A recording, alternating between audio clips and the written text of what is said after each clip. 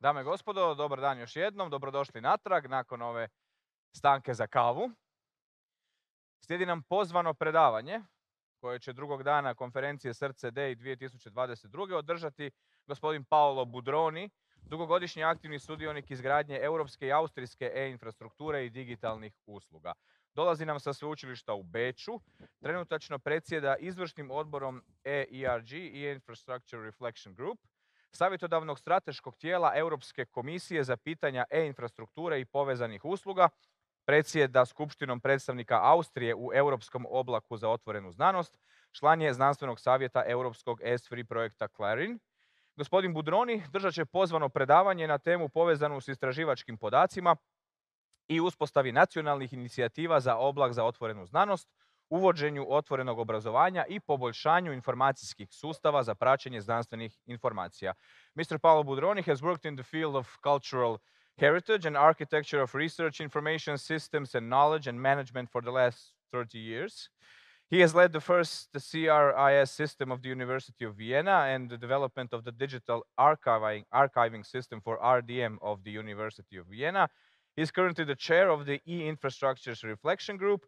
His presentation offers some reflections for a better understanding of the implementation of some of these processes at the current stage and at the local level, focusing on the importance of coordinated national efforts in establishing NOSCs, implementing open education, and improving CRIS systems.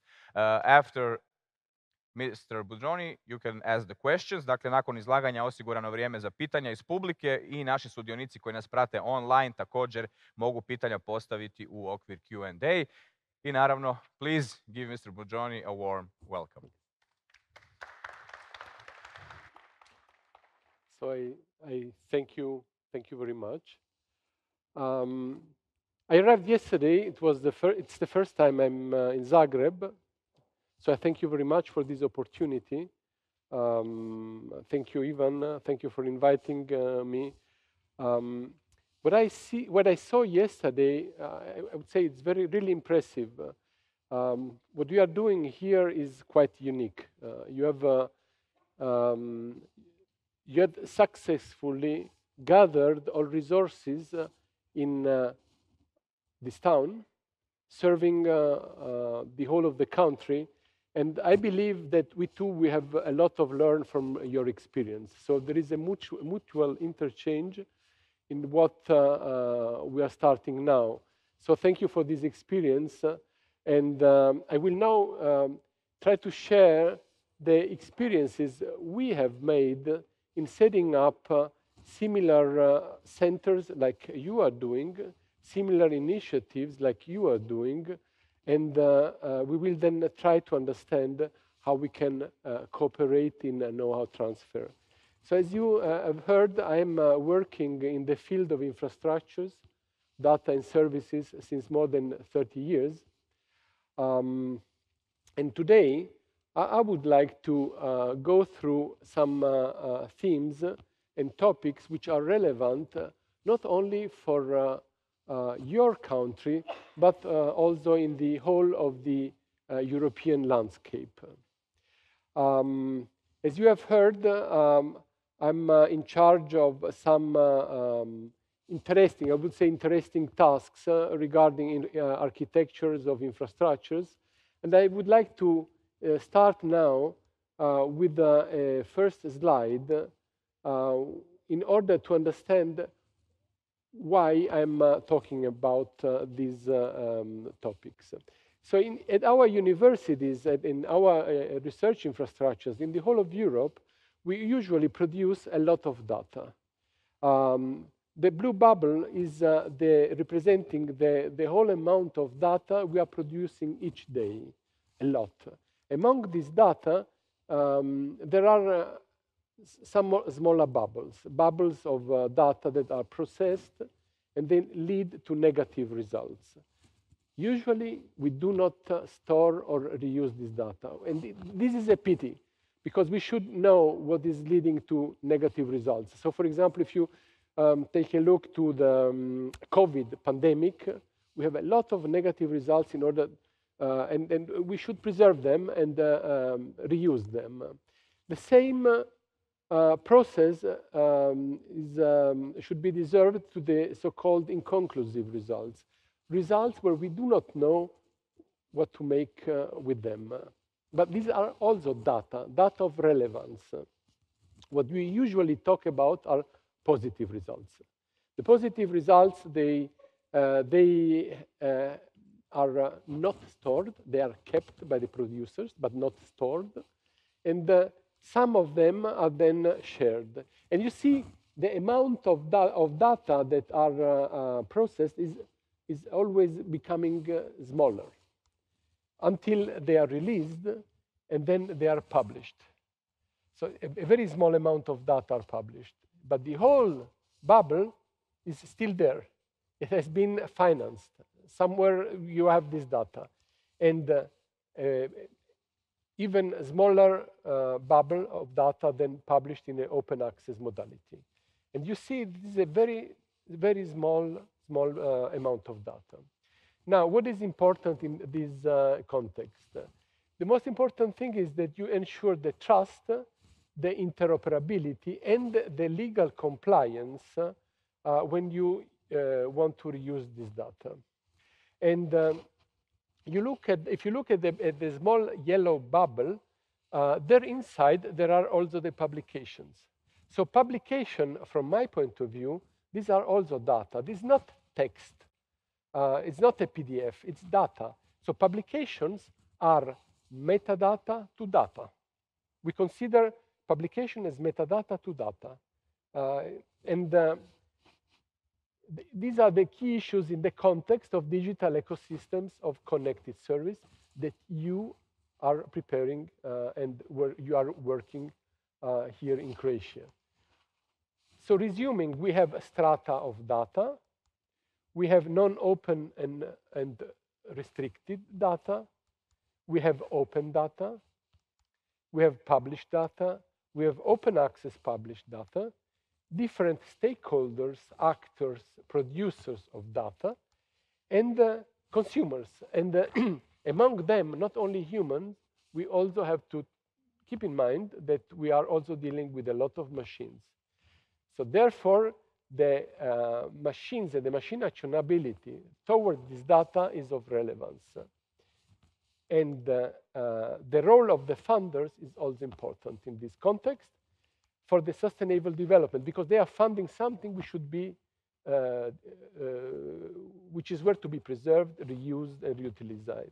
Therefore, any kind of process that has been started should be then designed in order to distribute the data. So we need a distributive by design architecture. So it's a very long speech now for just one slide, but I would like to invite you to remind this slide, because everything I will then talk about is based on this slide.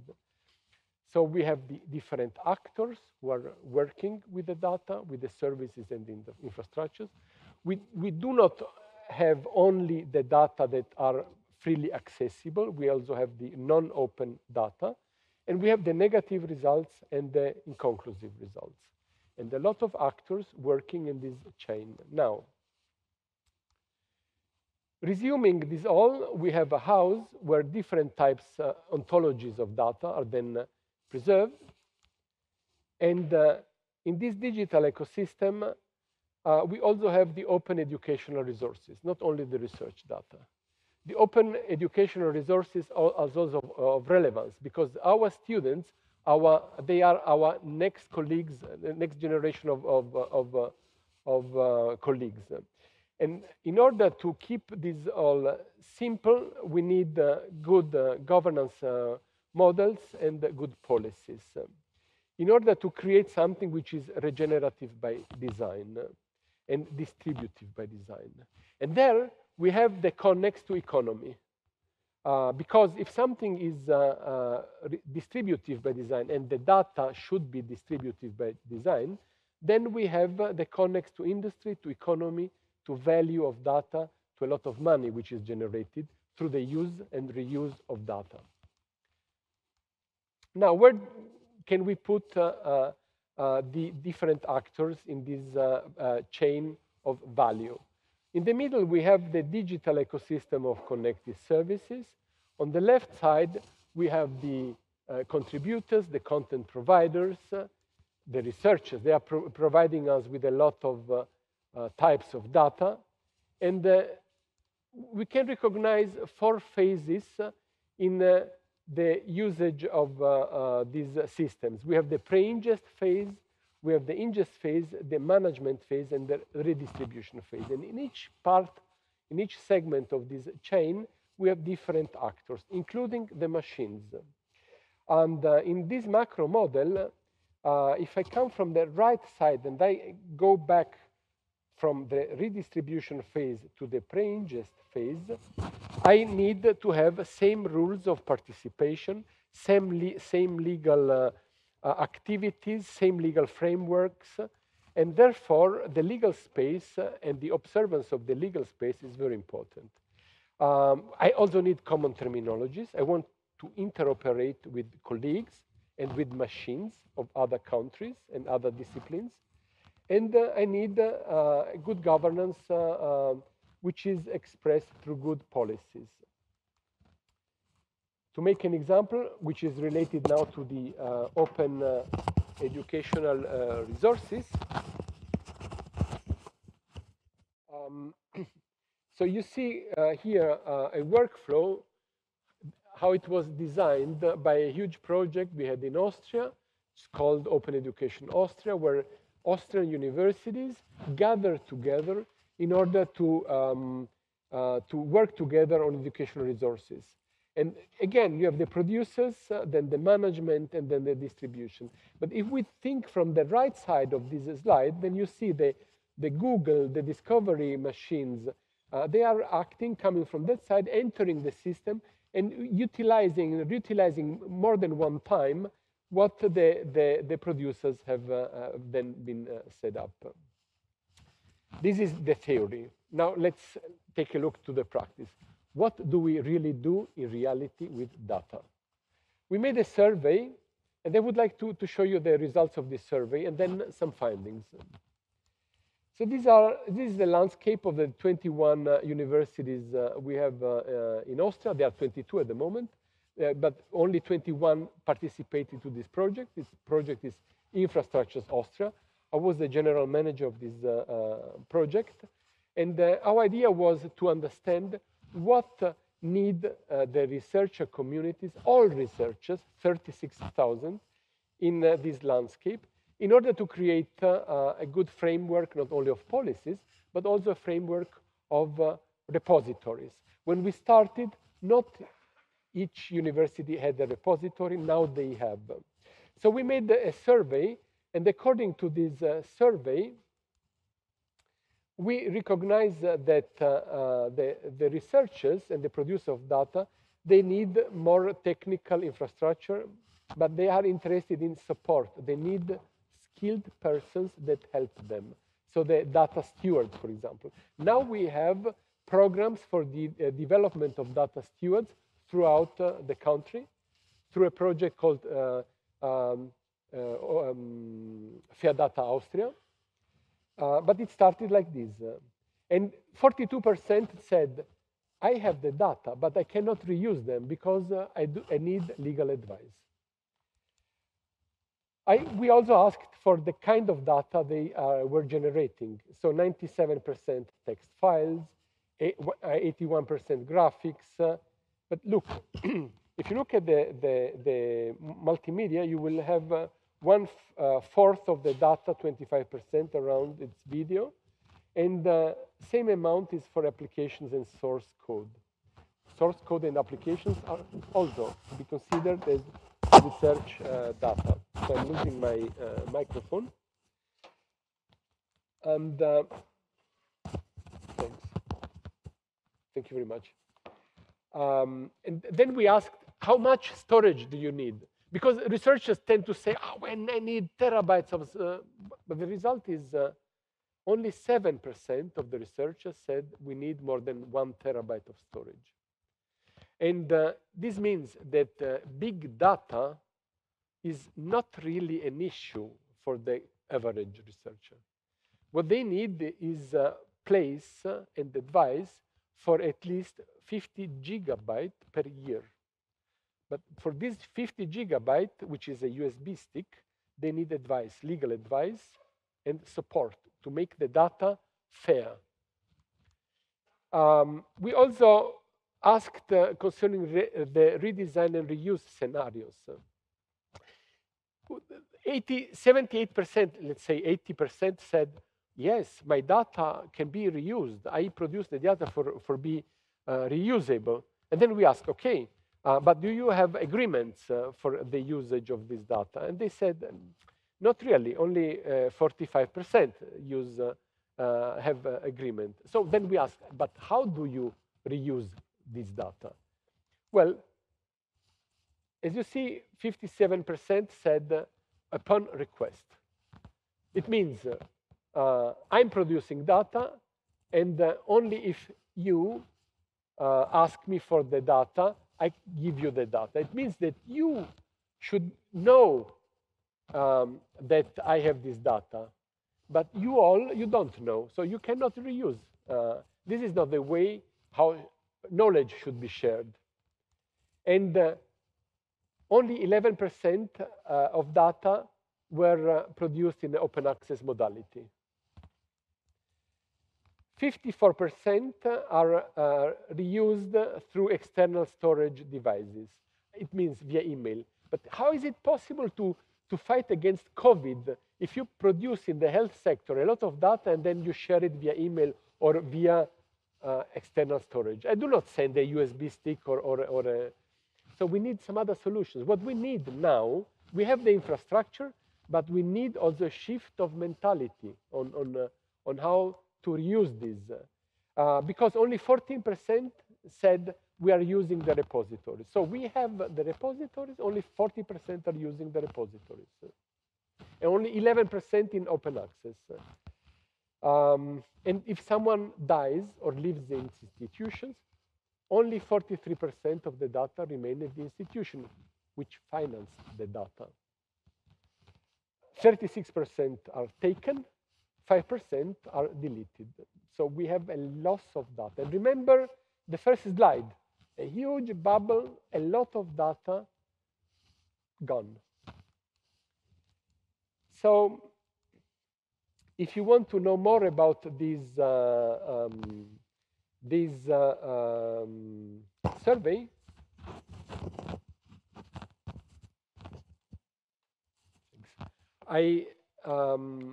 you will have the slide. There is the link. It's in English. There's more than 100 pages with the summary and the questions. Now, why are the questions of interest? Because we have repeated this exercise in Italy, and it was in the health sector. The Ministry of Health asked us to repeat the survey. We did it, and the results were the same. I'm not joking, the same results also in another country. So it means in the scientific community, we have some traditions which do not overlap with the new way that we need now in our interconnected society. We have to shift. Of course, we have a lot of students that are able to learn, but we also have to apply policies and to educate the communities to work according to the needs of our society. I mean, the European society, the worldwide society of research. With the same results, and I don't bore you with other surveys, but I know from Turkey, same results. Then we had in a cooperation with Elsevier, it was within the Research Data Alliance community. We then compared the data of a worldwide research survey done by Elsevier with our data. Same results. Sometimes 2% of difference, but this is all. If we say we have 14% of people storing the data in the infrastructure, in the repositories, in America, 12%. So very similar. So there is something that has to be changed. And now I believe that what you are doing is really unique because you have a great chance in working all together and gathering resources in a centralized way and then in delocalized way, coordinate through your centers here to the CRIS system, to the NOSC, doing soft skill development in the NOSC, and then gathering also, as I got to know through your Research Data Alliance activities, and you are also very active in the mandated organization of the European Open Science Cloud. So my compliments, and as I said, it's really interesting to get to know how you are doing this all. I talked about the value, the economic value of data. Well, I would like to show you something which is translated into money. The open data, the open governmental data are of relevance in Europe for one reason, because in the average, 25% of the economic value, I mean the GDP of a country, is created through participation of initiatives that are started by the states. 25%, which is a peculiarity of the European economy. And these 25% are producing a lot of data, which are called the open governmental data. There are legal frames like the public sector information directives that are regulating this all, also the data. And they say that the public sector information data, you see it in the blue bubble on the left, and the big data are overlapping in the center. And concerning this yellow bubble, well, there are some studies, and I would like to show you some figures. According to these studies, the direct market size of this yellow bubble was 325 billion of euros for the period 2016 and up to 2020. In this bubble, there were also included the data and the value of Great Britain. So UK is no more, but what I want to say is, look, what happens if the data are used in the economic sector. And how can this happen? So you have a centralized system where you gather and you process the data, but how can the economy then go and collaborate, enter this world of data? Where can they meet?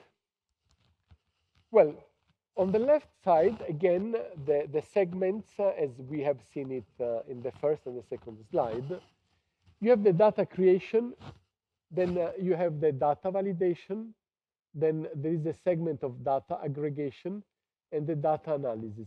Usually, the entities who are working here and contribute to the data creation, validation, aggregation, and data analysis, they continue to work offering services and products, and then aggregating the services. Now, from the other side, you have to imagine the private sector. They arrive from this side, which are the consumers. You remember the second slide.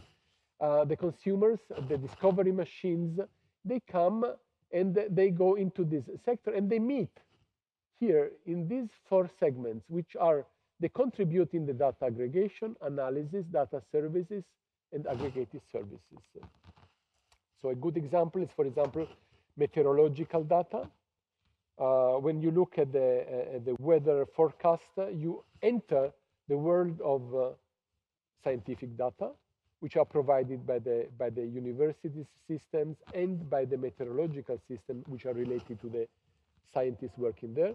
And the companies, they enter this world, they aggregate and then offer it to the public.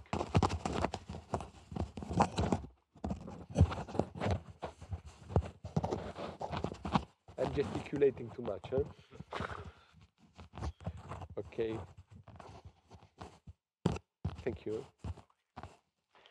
And this is not only of relevance for the meteorological services, but also for all the event companies and the transportation companies. They also tap this data, the meteorological data, and they enter from this side, and they are allowed to do so because they use it the same way it is regulated by the legal frames. We had a workshop. It was just a few weeks before the pandemic began. It was organized by the EOS Secretariat, which is a project in the EU building, EOS building project. So we organized this workshop, and we asked the researchers on what they would like to have in future time. And we asked young researchers, e-IRG grantees.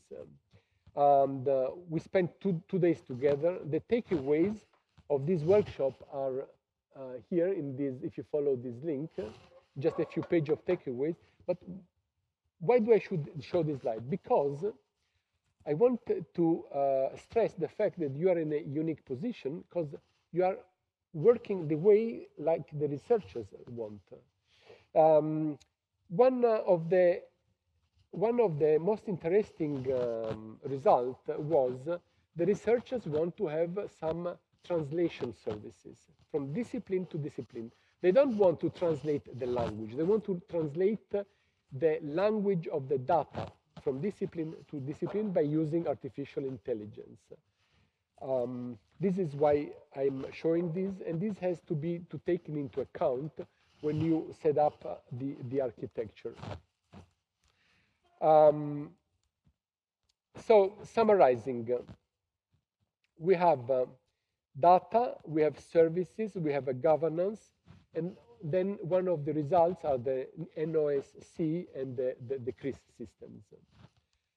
We have stakeholders that are based in the research environment, and not to forget the educational environment. And then in this frame, we also have the support systems.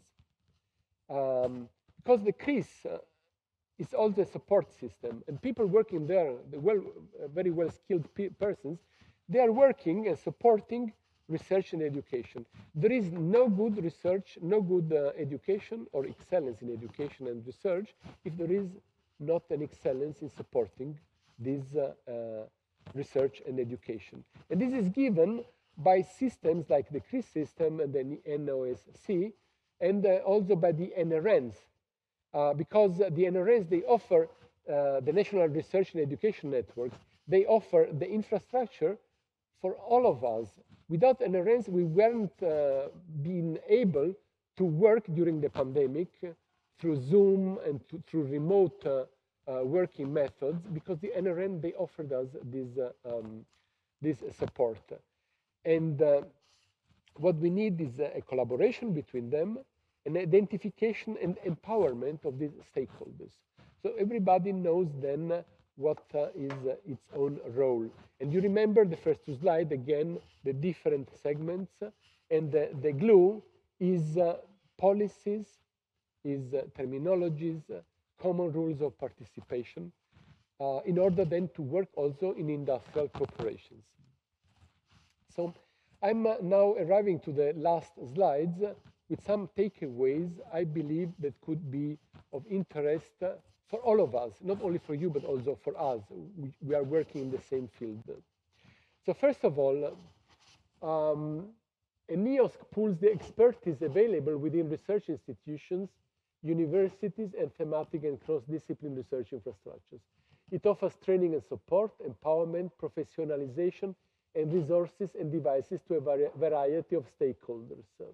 But not only for the researchers, also for teachers, data stewards, and also for the funders, and decision makers, civil servants, and the society as a whole. So the advantages are you are then able to contribute with sustainable strategies. And NOSC is a national reference point. And your NOSC in Croatia is serving the promotion of open science and linking in a professional way to EOS building initiatives. It offers a network of competencies, interlinking NOSC and CRIS activities. And it generates network of competency center not only here in Zagreb, throughout the country, and it's a gateway to all activities, not only in Europe, but in the world. Skill development is also something which is of relevance. After some years, we remarked that we have a lot of colleagues that are very well skilled and can be then go into new adventures, new endeavors, new projects. And the upskill, the professional upskill is really interesting because the landscape is multifaceted. And the creation of a trusted ecosystem is one of the most important things. This is one of the results. But what also happens is that through these activities, you and we are contributing in achieving the Sustainable Development Goals of the United Nations. Now, why are they of relevance? For one reason, one really important reason, because statistics about activities in each country are compiled following these Sustainable Development Goals. The European Commission has provided us with the web pages of the Commission where they say that the Sustainable Development Goals are part of their internal policies and also of their funding lines.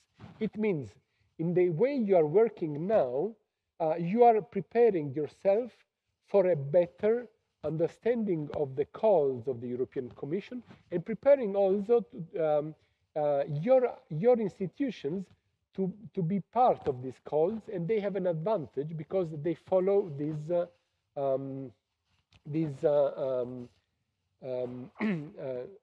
Sustainable Development Goals, which are in your case the goal number 9, the build resilient infrastructures, promote sustainable and industrial and foster innovation. Then the goal number 4, which is the quality education, but also number 5, achieve gender equality and empower all women and girls, reducing unbalances, inequalities. You promote also goal number 8, which is the promotion of inclusive and sustainable economic growth for employment and decent work for all. Then you promote the goal number 10, which is reducing inequality within the country. And goal number 11, to make your cities more inclusive, safe, resilient, and sustainable, because you're going to reuse this data. You offer this data, and goal number 11 will be then promoted by this. And then, of course, goal number 3, ensure healthy lives and promote well-being for all and at all stages. I don't want to read the content of the slide, but they are available for you after the conference. So 10 recommendations. I dare to write 10 recommendations. So the rapid societal development is yet a tangible reality. Continue to reorganize and re-engineer the domestic landscape the way you are doing now. Generate interlinks between NEOSC and CRIS systems. Make convergence of knowledge possible and gather efforts into well-aligned systems of reference points for knowledge support. So the after work is to create then in the same way reference points at your universities. It seems difficult, but we have done it. We now have reference points at all universities in Austria which are working in the e-IRG building process. And after a very bumpy begin, now they are working. And we are collaborating in a lot of projects because we realize that there is an added value with these reference points and in collaborating in participation of calls. Then, new roles for a multi-stakeholder approach. Assume appropriate training and skill development. This seems obvious, but not always is it. Include the teachers, include the students, give them the access to the systems. Policy development and alignment at all levels. Check policies and then realign them. Medical University of Vienna did, for example, just to make an example. They changed. They wanted to have a new policy for research data management, and then they went through all policies they have, and then they changed it. It was 3 years ago. Acknowledge the increasing relevance of the roles of research support units. They're also important. There is no excellence in research and education if the support units do not work in an excellent way. They must be funded, they must be trained, and they must be promoted. Activate all stakeholders in your research institution for the realization of the national increase. So this is the polar star where we have to look. And get involved into all bottom-up processes in Croatia. It's not a top-down, it's a bottom-up process, which has to be started. Participate to the networks and initiatives concerning the European Open Science Cloud. So I thank you very much for giving me the opportunity to talk about these intriguing topics, and I'll be happy to answer your questions. Thank you.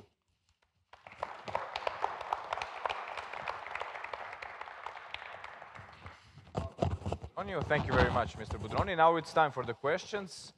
Pitanja za gospodina Budronija ovdje u dvorani ili online, pa evo, izvolite.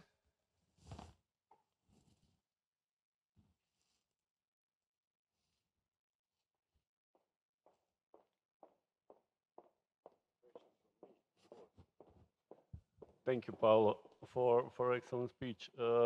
Simple question. Can you say a few words from practical examples of the challenges, issues that are currently around all these EOSC or open science issues, like how you dealt, or are you planning to, how you planning to deal with the principle of open science, for example, incentiveness, rewards, and such challenges that we are also trying to get an answer or practical way how it's done in other countries. Thank you, Ivan. So, rewards. Usually, when we talk about rewards, we think of money.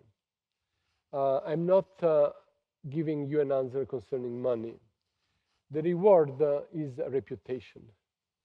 The most important reward we need is reputation. If you have a good reputation, if I have a good reputation, if you have a good reputation, then you will achieve rewards also in acquiring resources. To be known is not the same as having reputation. So there are a lot of people who are in institutions that are known, but they do not have reputation. I don't want to make names, but this is the fact. So reputation is one of the most important reward. Building up reputation, this is one part of my answer.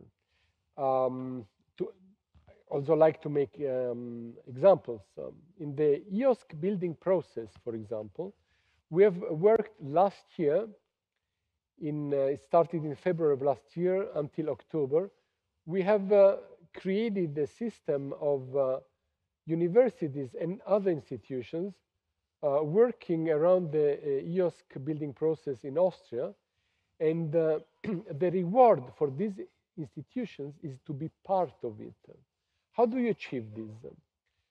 We have created some forms of organigram, which is seen as a good position from outside, from the European Commission. So we have steering committees, we have reference points, we have working group leaders, we have representatives of bodies of these. We have a small think tank, and each person which is working in this organigram had to sign a memorandum of understanding. It makes it officially. And they can now officially act in name of the EOSC building process we have in the mandated organization. We call it EOSC Support Office Austria. And then we presented it to all stakeholders in Europe, And they accepted it. And now, the people that are working in this context, they are, I don't say they are happy, but they work in a very efficient way because we want all to achieve the same goal. And what are these goals? It's not, the second part of this goal is not only the reputation, but the participation in prestigious initiatives, in prestigious projects, like, for example, e-IRG Focus, which will start by the end of June. We are now part of it. In the project Skills for e-IRG, which will start in September, and in other few projects, just to make some examples. So the most important reward is reputation. Build up reputation, trust, and build a team. People are happy to contribute. This was one example of last year, but it was just an example. I don't know if this is the answer you wanted to listen. You wanted to have the money, eh? No, I want to make it From the perspective of researchers, the e-IRG is something where usually at the moment there are the research supporting institutions. So the big endeavor is how to involve the researchers. This was an endeavor also for us. So we asked the vice rectors for research to be part of this. They are now in the steering board, and they mobilized then their researchers. So the e-IRG support office and the survey I showed you in the slides, in the ERC grants and so on, this was made with researchers. So the research support organized the frame in order for the researchers then to be active and present their products, the results. We made, for example, interviews with a lot of researchers and then published these via YouTube. We published not only through our channels, but also via YouTube.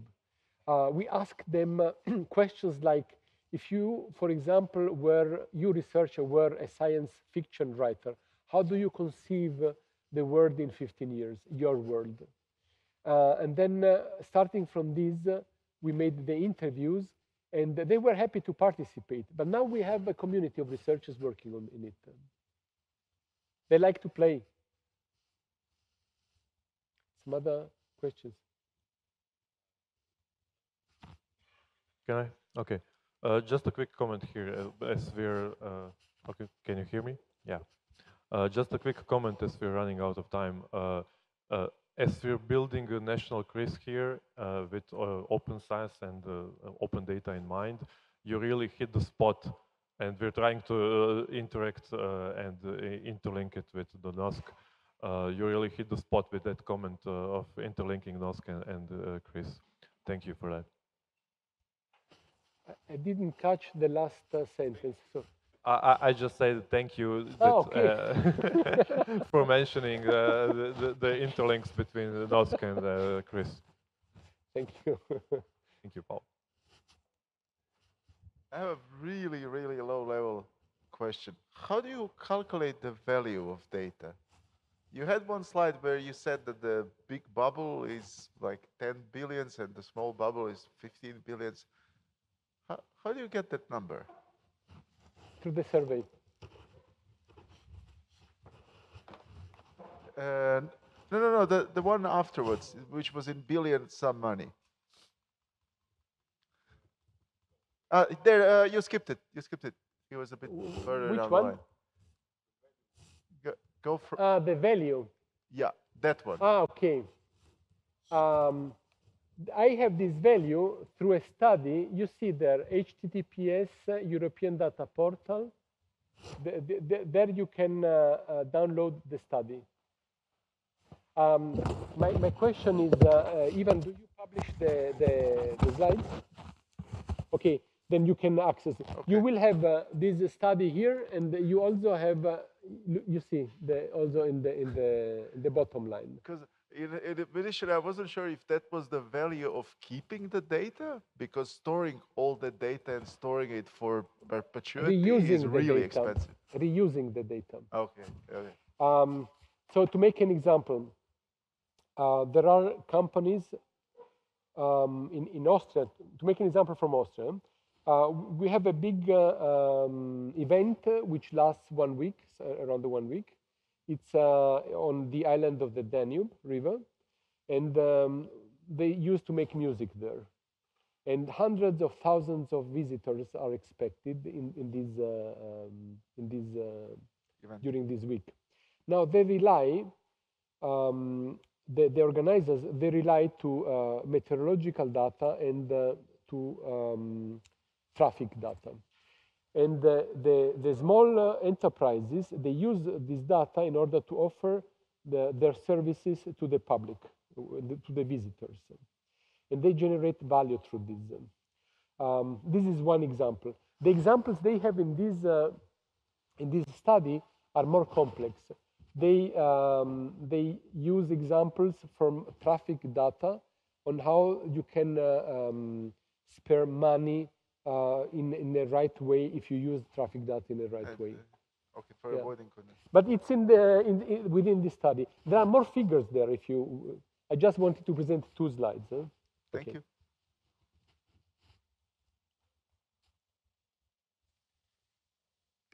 Imamo li još pitanja? Any more questions? Online. So, if that's all, ako je to sve, thank you very much again, Mr. Budroni, and once again, an applause. Thanks. Hvala lijepa, thank you very much.